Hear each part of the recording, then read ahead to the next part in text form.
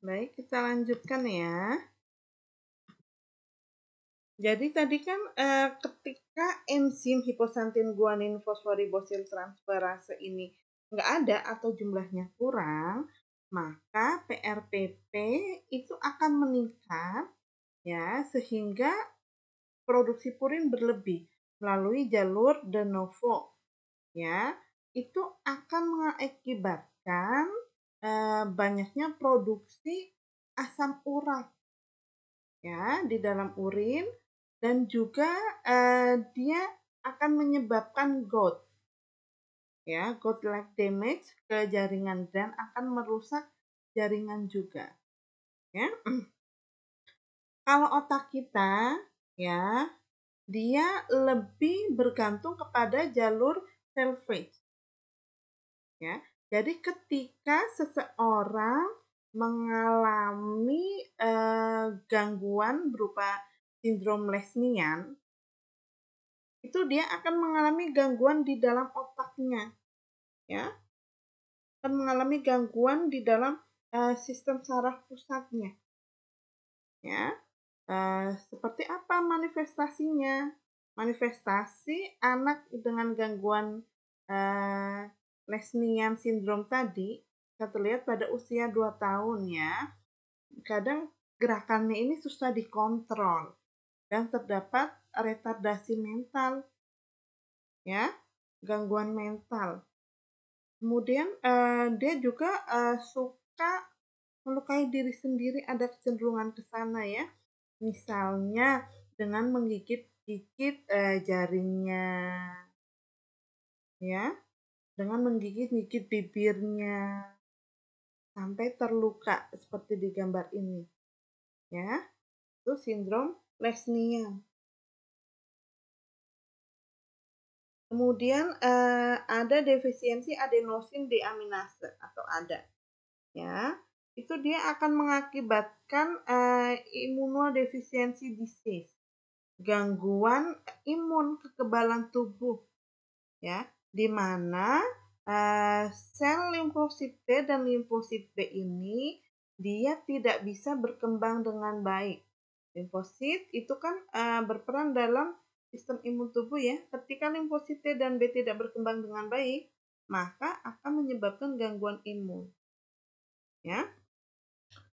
Kemudian akumulasi atau penumpukan kristal-kristal asam urat di sendi, ya, dia akan menyebabkan defisiensi genetik lainnya, ya, berupa gout ya, gout asam urat ya. Jadi sendinya ini akan terinflamasi, nyeri, artritis, ya, mengalami artritis karena adanya deposition, penumpukan yang tidak normal dari kristal urat tadi, sodium urat ya. Sehingga dampaknya apa? Dampaknya akan berpengaruh kepada ginjal. Ya. Kan menyaring darah ya ginjal ya, sehingga asam urat banyak terdepositkan di tubulus ginjal. Nah, untuk asam urat ya biasanya treatmentnya ini dengan kombinasi mengatur asupan zat gizi dan juga obatnya.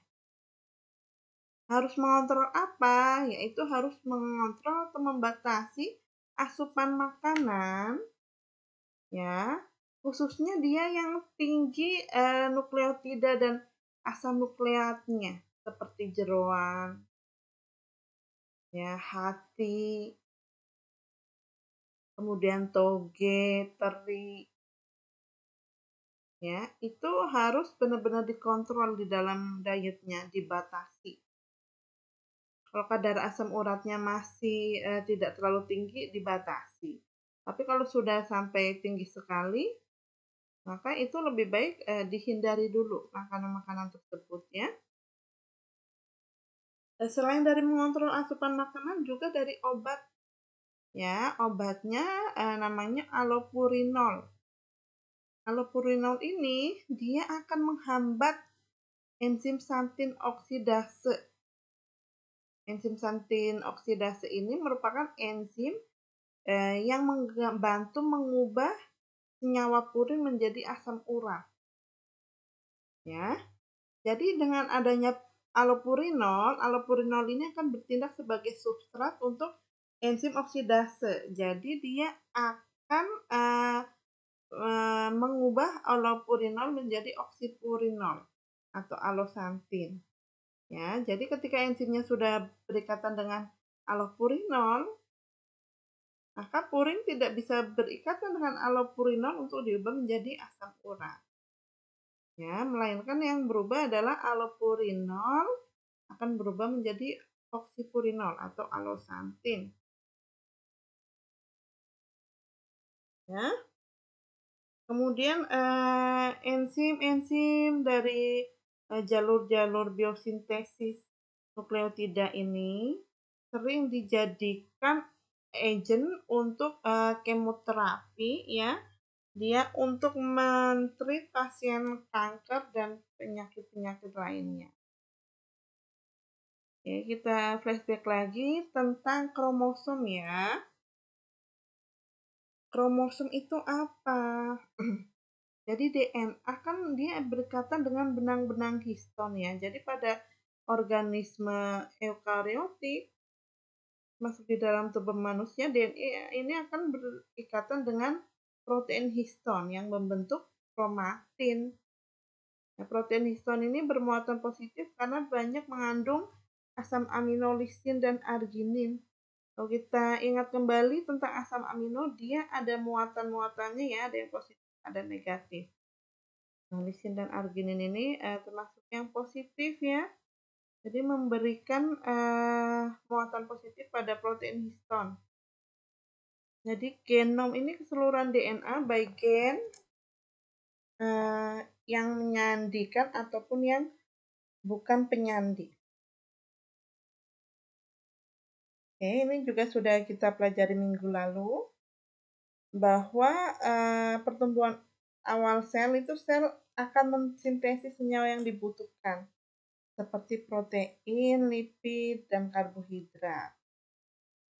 Ya, kemudian adanya replikasi kromosom atau DNA, yaitu DNA mengalami penggandaan. Ya, mengalami penggandaan.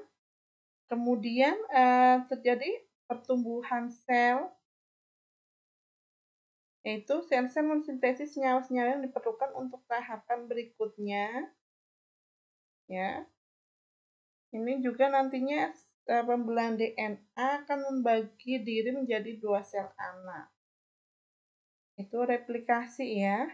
Setelah replikasi DNA itu, dia akan mengalami transkripsi. Transkripsi akan menghasilkan molekul RNA, ya. Nah, dari RNA ini akan ditranslasi menghasilkan protein. Ya, replikasi DNA, polanya sudah kita pelajari minggu lalu, ada konservatif, semi-konservatif, dan dispersif. Lalu transkripsi, ya, sudah kita bahas juga, yaitu berupa sintesis molekul RNA dengan menggunakan DNA sebagai cetakannya. Ingat, ya, tidak semua ditranskripsikan, tapi hanya bagian gen saja. Ada bagian yang coding, kan, ada coding strand, ada yang juga sebagai template strand, sebagai cetakan saja. Ya. Kemudian ada namanya codon kemarin, ya. Nah, kemudian proses transkripsi ini dia akan menghasilkan 3 jenis RNA, ada mRNA, tRNA, rRNA, ya. Dari kodon-kodon tadi yang akan diterjemahkan ke dalam protein itu hanya kodon yang terdapat di dalam mRNA.